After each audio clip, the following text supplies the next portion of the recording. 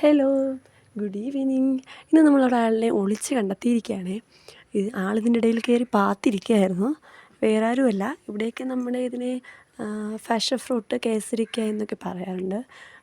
മോനിത് വലിയ ഇഷ്ടമാണ്. അപ്പോൾ നമുക്കിതൊന്ന് നടാം. അപ്പം നമുക്ക് ഇതിനെ ഒന്ന് അടുക്കള സൈഡിലാണ് വയ്ക്കേണ്ടത്. അപ്പം നമ്മളവിടെ പോയി കുഴിയൊക്കെ എടുത്തു. ഇതിനെ നമ്മൾ നടുകയാണ്. അതിനുശേഷം നമ്മളവിടെ നാരകം കൂടി നട്ടിട്ടുണ്ട്. അപ്പോൾ രണ്ടെണ്ണത്തിനും വെള്ളമൊക്കെ ഒഴിച്ചു എല്ലാം ചെയ്തിട്ട് നമ്മളിനി ഇതിന് ടെറസിൻ്റെ മുകളിലേക്ക് നമ്മൾ പടർത്താനായിരുന്നു ഉദ്ദേശം.